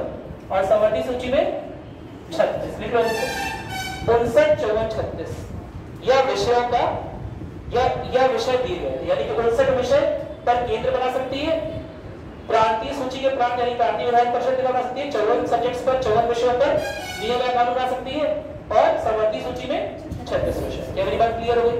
कोई दिक्कत तो नहीं है इसमें? बोलो, क्या आज के संविधान में भी इस तरह की सूचियां है? कहां पर है? अरे कहां पर संविधान? वाह, क्या आज के संविधान में भी ऐसी सूचियां हैं? हाँ है। कहां पर है? संविधान में। चलो बताओ, 7वीं अनुसूची में। वेरी गुड, है ना? आज के संविधान में जो 7वीं अनुसूची लिखी गई है उसका मुख्य आधार क्या हो गया फिर? Government of India act 1935। आज के, है ना, जो संविधान में जो एक 7वीं अनुसूची के आधार पर केंद्र राज्य में विषयों का जो बंटवारा है 7वीं अनुसूची में दिया हुआ है, और वह विषयों का बंटवारा का आधार क्या है? गवर्नमेंट ऑफ इंडिया एक्ट 1935, क्योंकि उसने पहले ही विषय को बांटना शुरू कर दिया। क्या मेरी बात समझ आ गई? कोई दिक्कत तो नहीं है ना? ठीक है, आगे नोट करोगे। अब बताओ, कुछ ऐसे हमेशा हर एक दौर में, हर एक काल में, चाहे कितने भी समझदार लोग कानून लिख रहे हो, संविधान लिख रहे हो, नियम और कायदे बना रहे हो, लेकिन हमेशा कुछ ना कुछ बच जाता है, हमेशा कुछ ना कुछ क्षेत्र रह जाएंगे, कुछ नए आने वाले क्षेत्र होंगे। फॉर एग्जाम्पल, क्या नेहरू को मोबाइल के बारे में पता था? क्या अंबेडकर को इंटरनेट, AI, चैट GPT कुछ पता था होगा? तो भविष्य में जो आने वाला है किसने क्या पता किया? किसी को नहीं पता है। इसीलिए लगातार संविधान को संशोधित करके कुछ नई चीजें आ सकती हैं। क्या मेरी बात क्लियर है? अरे बोलो भाई, नेहरू को नहीं पता था कि आजकल डिजिटल अरेस्ट भी हो सकता है। यहाँ पर कोई सिपाही कोई कैप लगा के बैठेगा, कॉल करेगा, है ना, वीडियो कॉल कर लेगा, आपको डिजिटल अरेस्ट कर लेगा। नई नई चीज चल रही है जो कि फ्रॉड है। मतलब समझ में आ रहा है? नेहरू को नहीं पता ऐसा कुछ हो पाएगा, इसीलिए उन्होंने संविधान या किसी भी नियम कायदे कानून में उसकी बात नहीं की। क्या मेरी बात समझ आई? तो जैसे जैसे समाज का क्रमिक विकास होता है, समाज को गवर्न करने वाले नियम और कानूनों का भी विकास होना बहुत जरूरी है, क्योंकि समाज नया है तो पुराने कानून के अनुसार, पुराने नियमों के अनुसार क्या नया समाज चल सकता है? नहीं चल सकता। क्या मेरी बात समझ में आई? तो ठीक इसीलिए कुछ अवशिष्ट शक्तियां जिसका आगे चलकर, या जो हुस्ता भूल गई हो, ये जिसका आगे चलकर कुछ उपयोग हो, है ना, उसे छोड़ दिया जाता है वायसराय के ऊपर।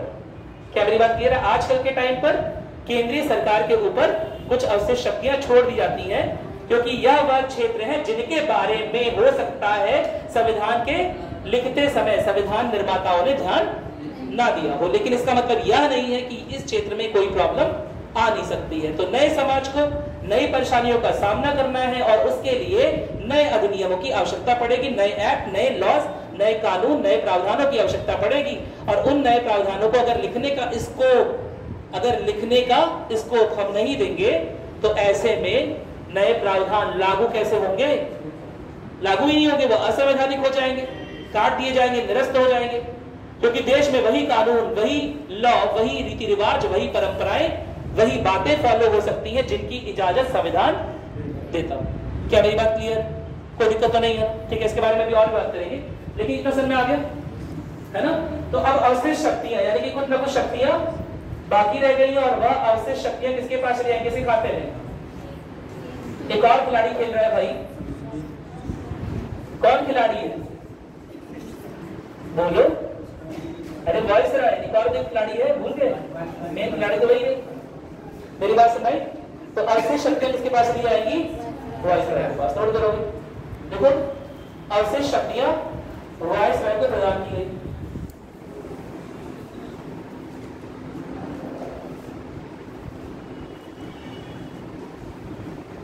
अब एक चीज बताओ जरा, क्या तुमने सुना है कि पटेल जी को, सरदार पटेल को बहुत सारे पापड़ बेलने पड़े थे, बहुत सारे राज्यों को अपने मिलाने? सुना होगा, पोस्ट इंडिपेंडेंस हिस्ट्री है ना? स्वाधीन होने के बाद का भारत, ये भी तुम्हारे कोर्स का हिस्सा है, जीएस 1 में, ठीक है? ये बात सुनी होगी शायद कि उन्हें भारत का नवपुरुष क्यों कहते हैं, क्योंकि बहुत सारे रजवाड़े इंडिया का, भारत का भाग नहीं बनना चाह रहे थे, तो साम दाम दंड में हर तरह की नीति, हर तरह की कूटनीति का उपयोग करते हुए उन्होंने इन रजवाड़ों को किसी तरह से कहां पर जोड़ लिया? भारतीय राज्य का हिस्सा बना लिया। क्या मेरी बात? कुछ लालच देकर, कुछ डर दिखाकर, है ना, कुछ को भयभीत करके, कुछ को खुले रूप में, किसको दबाकर, समझ लो ना, छिपे हुए शब्दों में चेतावनी देते हुए कि अगर आप नहीं करेंगे तो वहां आंदोलन चलेगा और आंदोलनों के फलस्वरूप आपको अंततः ज्वाइन करना पड़ेगा भारतीय संघ, उससे अच्छा, और उन आंदोलनों में आपकी जान भी जा सकती है, तो लोग उग्र हो सकते हैं, और आपकी उग्रता को समेटने के लिए, या लोगों की उग्रता को समेटने के लिए हमारे पास या आपके पास कोई ऐसी आर्मी नहीं होगी, क्योंकि ब्रिटिशर्स तो जा रहे हैं। मेरी बात सुनाई? और आर्मी हमारे कंट्रोल में लेके जा रहे हैं। मेरी बात क्लियर है? तो जब पटेल को इतना पापड़ बेलना पड़ा, जो कि भारतीय थे, जो कि एक जाना माना नाम थे, जाना माना चेहरा थे भारतीय राजनीति का, तो क्या जस्ट ये कह देने से कि एक ऑल इंडिया फेडरेशन, एक अखिल भारतीय संघ की स्थापना कर दी जाए, क्या हो जाएगी? क्या इतने आराम से भारतीय रजवाड़े जो कुछ भी स्वतंत्रता पूर्वक प्रैक्टिस कर रहे हैं, बड़े आराम से खेत पर निकले, आदमी की, हिरण की जगह आदमी पर ही निशाना मार दिए, कोई देखने वाला नहीं? मेरी बात सुन नहीं? रोज एक श्रवण कुमार की बॉडी आ रही है, श्रवण कुमार की कहानी सुनी है ना? क्या मेरी बात सुनने आ रही है? अरे बोलो, अगर आज के टाइम पे होगा तो दर्शक को कौन सजा होती? कुछ ना कुछ सजा हो जाती, ठीक है? तो इसी तरह स्वतंत्र होकर पूरी तरह से उन्मुक्तता से जीवन जी रहे कौन? देशी रियासतों के राजकुमार और रजवाड़े और नवाब, समझ रहे हो ना? उन पर कोई, उन पर ब्रिटिश शासन नहीं चल रहा है। ब्रिटिश शासन ने क्या बोला है? केवल डिफेंस, रक्षा के मामले, है ना, और इंटरनेशनल रिलेशन, अंतरराष्ट्रीय संबंध और संचार, है ना, उन पर हम कानून बनाएंगे। बाकी स्थानीय स्तर पर जो भी आपको बनाना बनाइए। आपको लगता है कि चोरी की सजा गला काट देना चाहिए, आप गला काट दीजिए, हम नहीं बोलने आ रहे। क्या मेरी बात क्लियर? आपको स्थानीय पूरी स्वायत्तता दी गई, स्थानीय पूरी स्वायत्तता आपको दी गई। क्या मेरी बात क्लियर है? अब बताओ, क्या इस स्थानीय स्वतंत्रता का, स्थानीय स्वायत्तता का क्या दुरुपयोग नहीं कर रहे होंगे रजवाड़े? कर रहे होंगे। और जब वे अखिल भारतीय संघ में आ जाएंगे तो क्या इन्हें जो स्वायत्तता दी गई थी, क्या इसका विरोध नहीं होगा? होगा। तो क्यों ये अखिल भारतीय संघ में आने की कोशिश करेंगे? नहीं करेंगे। तो बताया कि बहुत सारे पापड़ बेलने के बाद ही आए थे, बहुत तरह का डर, बहुत तरह की परेशानियां, बहुत तरह के लोक प्रभावन, ऑफर, डिस्काउंट, एक पे एक फ्री, बाई 1 गेट 2, समझ रहे हो ना? बहुत सारे ऑफर, बहुत सारे लालच देकर इन्हें भारतीय राज्य में जोड़ा गया था। चाहे जोधपुर के किंग हो, चाहे कश्मीर के हो, चाहे मणिपुर के हो, चाहे हैदराबाद के, जूनागढ़ के, भोपाल के, ऐसे बहुत सारे नवाब, ऐसे बहुत सारे किंग थे जो भारत का राज्य नहीं बनना चाह रहे। क्या मेरी बात क्लियर है? भारतीय संघ का हिस्सा नहीं बनना चाह रहे थे। जब पटेल को इतना समय लग गया तो जस्ट एक announcement 1935 government of India act के लग जाने से, एक अनाउंसमेंट भर से क्या यह बात मान लेंगे रजवाड़े? नहीं माने। क्या मेरी बात क्लियर है? तो यह प्रावधान आया तो जरूर था कि भारतीय संघ बनाने वाला, लेकिन प्रावधान लागू नहीं हो पाया। क्या मेरी बात क्लियर है? कि देसी रजवाड़े इसके पक्ष में नहीं। क्या मेरी बात क्लियर है? नोट कर लो इस बात को, नोट करो। देखो, हालांकि संघ कभी अस्तित्व में नहीं आया, क्योंकि देशी रियासतें शामिल नहीं। हालांकि संघ कभी अस्तित्व में नहीं आया क्योंकि देसी रियासतें इसमें शामिल नहीं।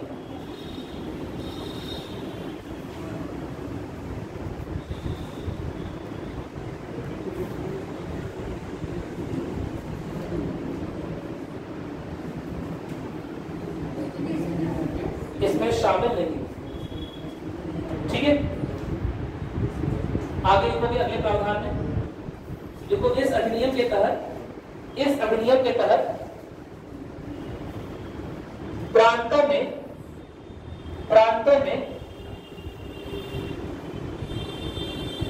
द्वैध शासन प्रणाली को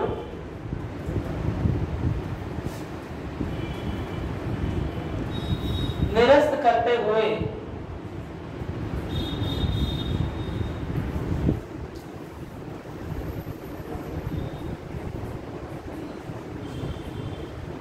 प्रांतीय स्वायत्तता प्रदान की गई।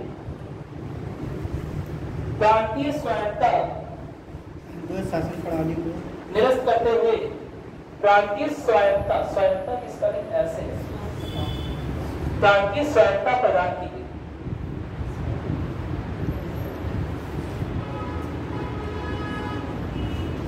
जिसका मुख्य उद्देश्य प्रांतों में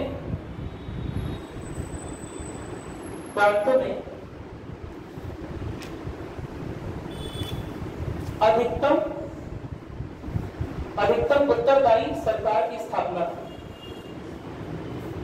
पर जितना मैक्सिमम हो सके उतनी रिस्पॉन्सिबिलिटी प्रांत को दे दी जाए। क्या मेरी बात क्लियर है? प्रांतीय जिसका मुख्य उद्देश्य प्रांतों में अधिकतम उत्तरदायी सरकार की स्थापना, ठीक है। यानी मैक्सिमम रिस्पॉन्सिबिलिटी प्रांत को देने को तैयार है। लेकिन यह एक्ट आया कब है? 1935 में। पहली बात, गवर्नमेंट ऑफ इंडिया एक्ट एक ऐसा एक्ट है जिसके गिने चुने प्रावधान ही लागू है, जिसके ज्यादा प्रावधान लागू ही नहीं होगा। क्या मेरी बात क्लियर है? कोई दिक्कत तो नहीं है ना? साथ ही साथ 1935 में आया हुआ एक्ट या प्रांतीय सहायता का एक्ट तो तब लागू होगा जब अगला इलेक्शन होगा। अगला इलेक्शन कब हुआ? 1937 में। और 1937 में जब कांग्रेस की सरकार कुछ विधान परिषद में जीत के आई, कुछ नहीं बहुत सारे विधान परिषद में जीत के आ गई, तो उसके बाद उन्होंने 1939 तक की राज किया। 1939 में उन्होंने इस्तीफा दे दिया। क्यों इस्तीफा दे दिया गया था? क्या रीजन था? हिस्ट्री का पॉइंट,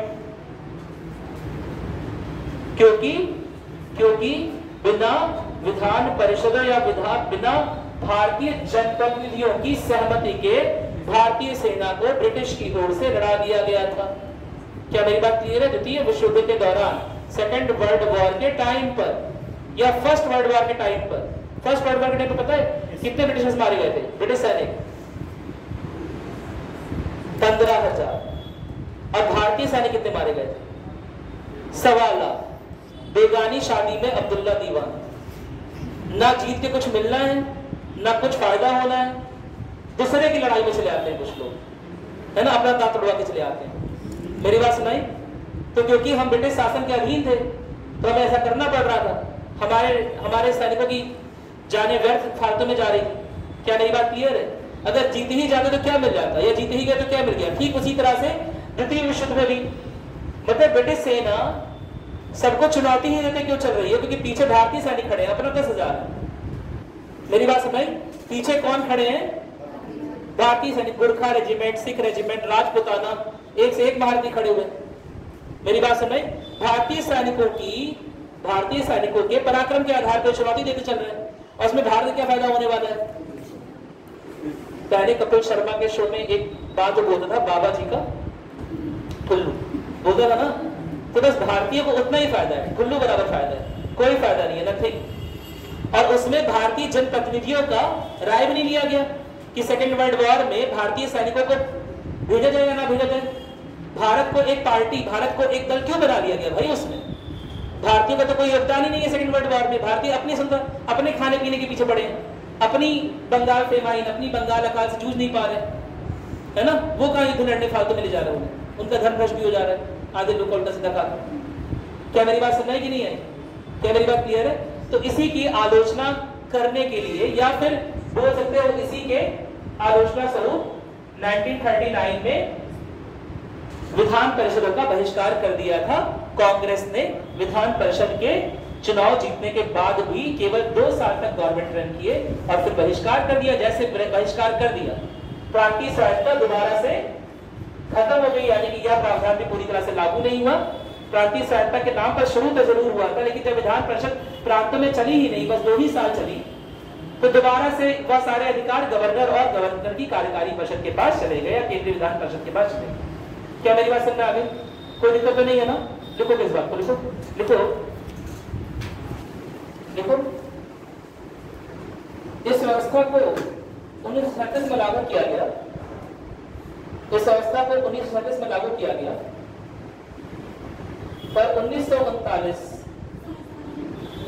इस व्यवस्था को 1937 में लागू किया गया, पर 1939 में विधान परिषदों ने या विधायी परिषदों ने कांग्रेस के सदस्यों के इस्तीफे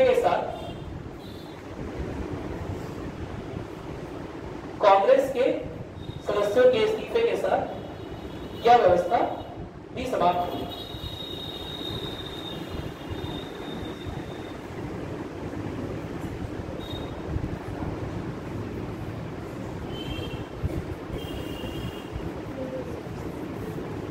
द्वैध शासन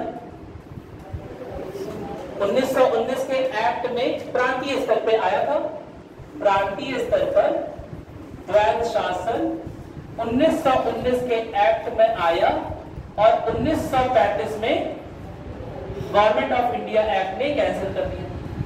गवर्नमेंट ऑफ इंडिया एक्ट 1935 के बाद प्रांतीय स्तर पर द्वैध शासन खत्म कर दिया गया, लेकिन केंद्रीय स्तर पर, संघीय स्तर पर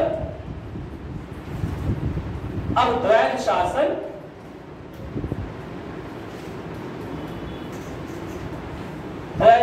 ले आया संघीय स्तर। क्या मेरी बात क्लियर है? और संघीय स्तर पर द्वैध शासन लाने का मतलब दोबारा से विषयों का बंटवारा, एक विषय हस्तांतरित और एक विषय आरक्षित। हस्तांतरित विषय यानी कि केंद्रीय विधायी परिषद जिन पर क्या बना रही होगी, नियम कानून बना रही होगी, और आरक्षित विषय कौन से, जिस पर गवर्नर जनरल, और गवर्नर जनरल जिससे बोल रहा हूं वो असल में कौन है, वाइसरॉय। वाइसरॉय और उसकी काउंसिल यानी कि उसकी कार्यकारी परिषद द्वारा निर्णय लिए जा रहे हैं। क्या मेरी बात क्लियर हो गई? नोट करोगे, लिखो वह द्वैध शासन, ऐसे लिखोगे, लिखो देखो प्रांतीय स्तर पे, प्रांतीय स्तर पे, प्रांतीय स्तर पे द्वैध शासन को 1935 के अधिनियम ने, को 1935 के अधिनियम ने खारिज किया, पर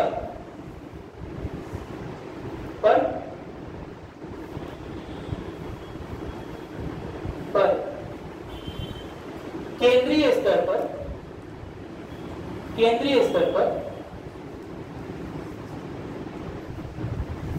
इस अधिनियम के तहत द्वैध शासन का इस अधिनियम के तहत केंद्रीय स्तर पर द्वैध शासन की स्थापना का प्रावधान किया गया।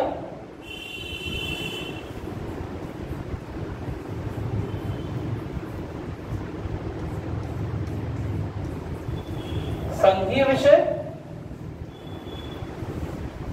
2 पार्ट में तोड़ दिए जाएंगे, आरक्षित और हस्तांतरित।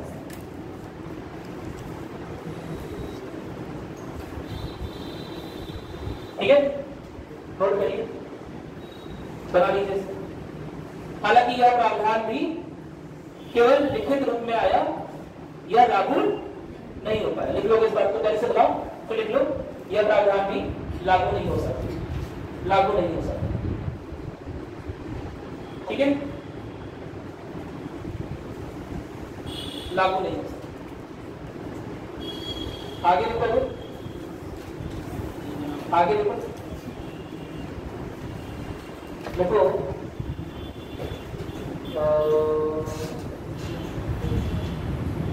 बाई कैपिटल से बता चुका हूं, द्विसंधीय व्यवस्था 1919 के एक्ट में आ गई थी ना, ठीक है।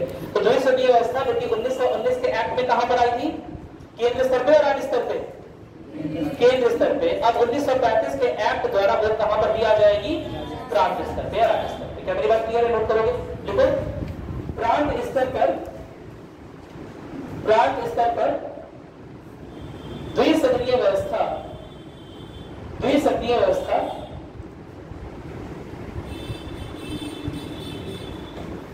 कुछ सीमाओं के साथ लागू की गई, जिससे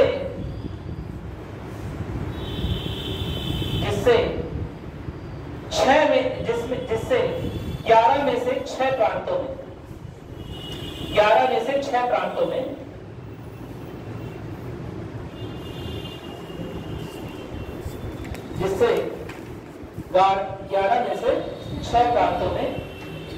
दो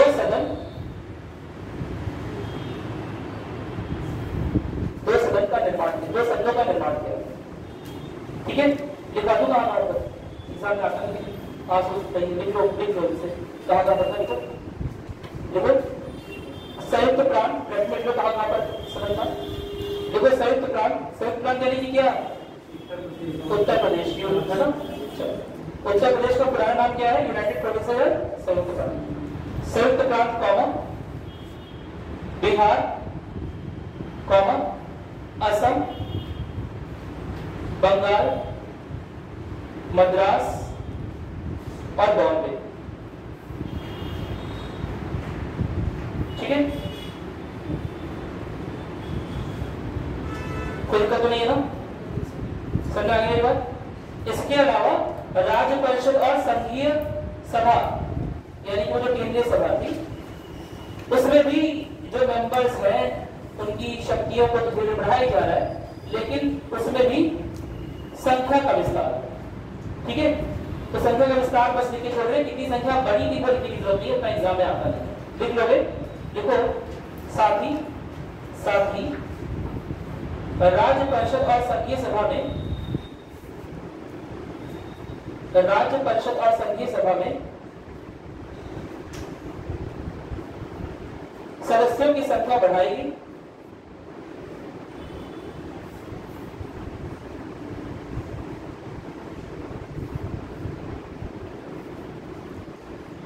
ठीक है, अब एक राज्य परिषद के लिए इंपॉर्टेंट पॉइंट वो समझ लेते हैं। राज्य परिषद यानी कि जैसे आज आप राज्यसभा भी बोलते हो, तो राज्य परिषद में या राज्य परिषद को एक स्थायी निकाय के रूप में स्थापित किया जा रहा है। यानी कि देश में भले ही इमरजेंसी लग जाएगी, देश में कुछ भी होगा, लेकिन यह निकाय चलता रहेगा।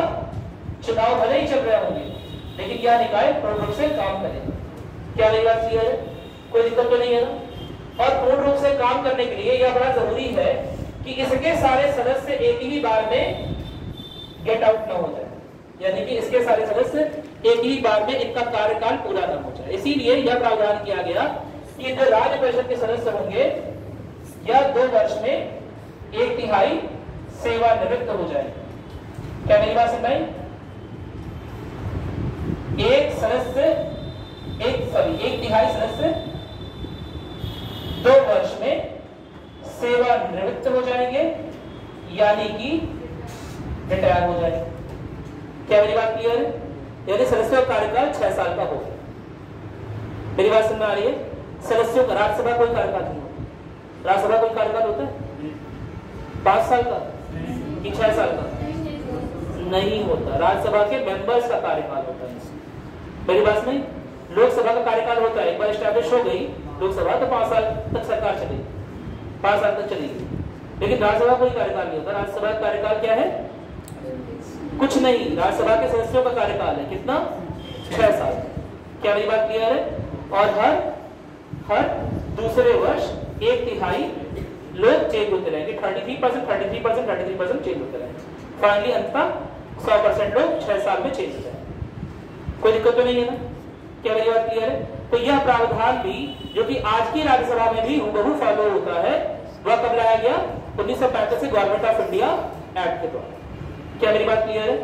कोई दिक्कत तो नहीं है ना? कई बार पूछा जाता है ना कि राज्यसभा का जो संरचना है वो कहां से ली गई? तो राज्यसभा की संरचना किसी देश से नहीं ली गई है। राज्यसभा की संरचना पहले से ही government of India act, Bharat सरकार अधिनियम 1935 में मौजूद थी और उसी को हमने कॉपी किया। ठीक है, नोट करो इस बात को। देखो देखो देखो, राज्य परिषद को एक स्थानीय निकाय के रूप में स्थापित किया गया। स्थानीय नहीं, स्थायी निकाय। राज्य परिषद को एक स्थायी निकाय के रूप में स्थापित किया गया। स्थायी राज्य परिषद को एक स्थायी, अस्थायी मत देते ना, परमानेंट, एक स्थायी निकाय के रूप में स्थापित किया गया, जिसके 1/3 सदस्यों को प्रत्येक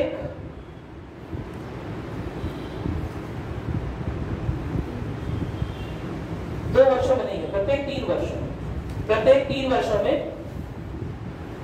3 वर्षों में सेवानिवृत्त होना पड़ेगा। 2 वर्ष आज के समय, उस समय कितना था? 3 वर्ष। प्रत्येक 3 वर्षों में सेवानिवृत्त होना पड़ेगा। ठीक है, इतना लिख दिया? ठीक है, लिखो आगे चलकर, ब्रैकेट लिखो आगे चलकर, भारत में राज्यसभा की संरचना का आधार बनी। यह भारत में राज्यसभा की संरचना का आधार बनी। ठीक, कोई दिक्कत तो नहीं है? इसके अलावा एक पॉइंट और लिखो। इस प्रावधान के तहत, अभी आसान सा है, इस प्रावधान के तहत क्या किया गया था? आरबीआई की स्थापना। ठीक है, लिखोगे इस प्रावधान के तहत, अधिनियम के तहत RBI, reserve bank of India, RBI भारतीय रिजर्व बैंक की स्थापना की गई।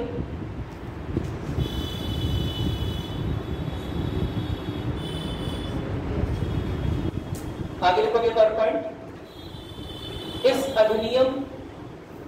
अधिनियम से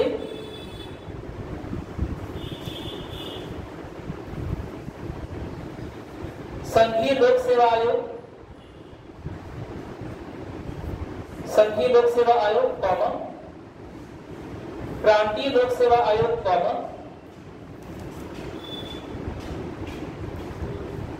संघीय लोक सेवा आयोग, प्रांतीय लोक सेवा आयोग, और सम्मिलित लोक सेवा आयोग की स्थापना की जानी थी। लेकिन क्या प्रावधान पूरा हुआ? नहीं। ठीक है, संघीय लोक सेवा आयोग की स्थापना की जानी थी, पर यह लागू ना हो सका। एक पॉइंट और लिख लोगे, इस अधिनियम के तहत एक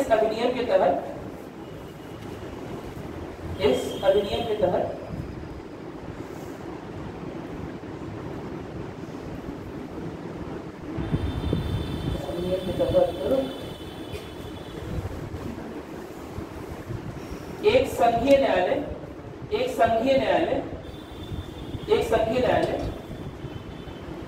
की स्थापना का प्रावधान किया गया। एक संघीय न्यायालय की स्थापना का प्रावधान किया गया।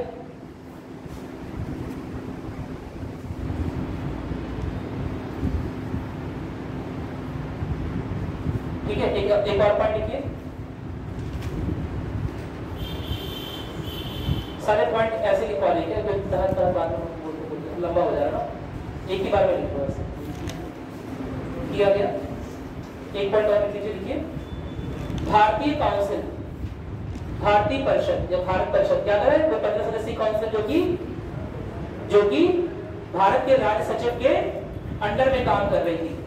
याद आ रहा है? उसकी हेल्प के लिए बनाई गई थी। 1858 के एक्ट में हमने देखा था कि भारत के राज्य सचिव की सहायता हेतु एक भारतीय राज्य काउंसिल भी बनाई गई है, भारतीय काउंसिल, भारतीय परिषद भी बनाई गई है, जो कि 15 सदस्यीय लोगों का एक समिति है, जो कि मेनली क्या कर रही थी, सचिव को हेल्प कर रही है ना।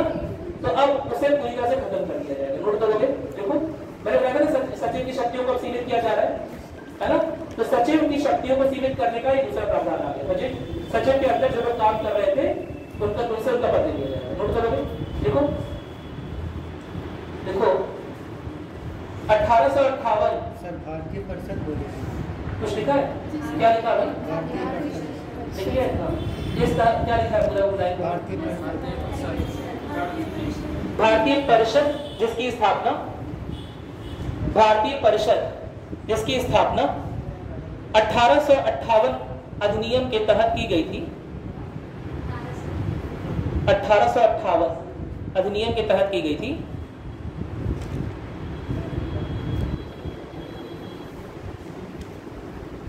अब उसे निरस्त कर दिया जाएगा या निरस्त कर दिया जाना था, है ना, निरस्त कर दिया जाना था। यानी कि अब 1935 का जो एक्ट आया है बोल रहा है कि इंडिया काउंसिल की कोई जरूरत नहीं है, भारत के लोग इतने पर्याप्त हो गए और इतने सारे सदस्य हैं, वो सब काम नहीं सकते, ठीक है।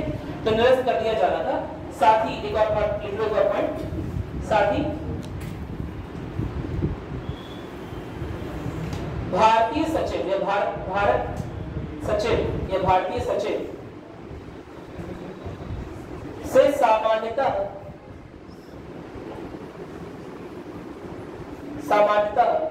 भारतीय मामलों में हस्तक्षेप न करने की, भारतीय मामलों में हस्तक्षेप न करने की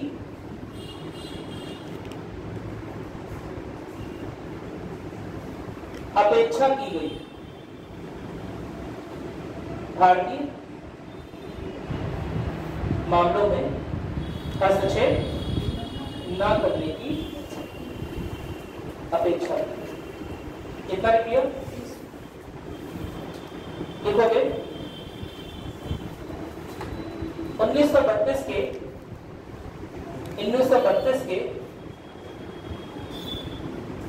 मैकडोनल्ड अवार्ड लिख लोगे? मैकडोनल्ड पुरस्कार या अवार्ड,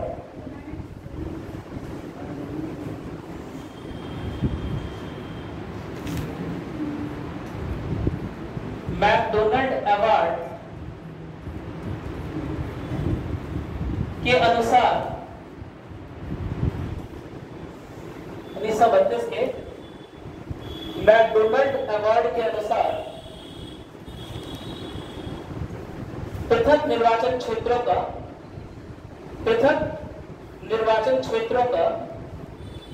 विस्तार करते हुए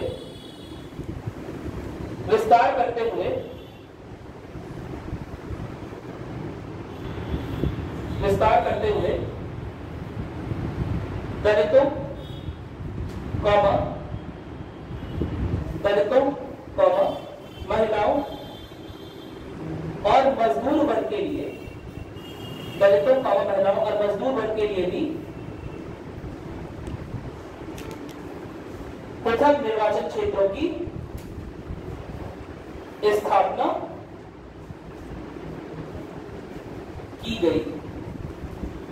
लिख लिया? अरे बोलो, लिख लियो? कुछ क्वेश्चन आज ही करवा दे, कल करवा दे, ठीक है। तुम लोग इतना मन बात तुम्हारे मन को नहीं मानेंगे, बस 1 मिनट में आ जाएगा, बस 1-2 मिनट लगेंगे, परेशान मत।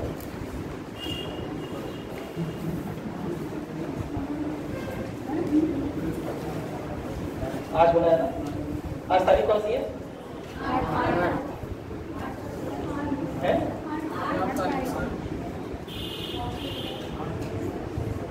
कुछ मामला गड़बड़ है ना,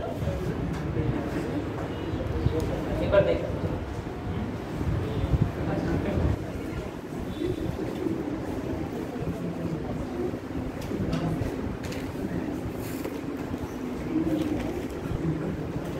हाँ है तो सीख लो, चलो जल्दी बता दो। यूपीएससी 2012 क्वेश्चन कर लोगे? बताओ, दिख रहा है सब लोग को? दिखाई दे रहा है? पेन लाए हो? कॉपी लाए हो? आंखें लाए हो? नहीं, आंखें बताओ, आंखें तो लेके आए हो ना, बताओ जल्दी दौड़ के आ रहे हो, टाइम हो चुका है। सी पक्का? ईस्ट इंडिया कंपनी की का शासन समाप्त करना। चलो गुड, ये बता दो 2020 का क्वेश्चन यूपीएससी का, यूपीएससी का सॉरी।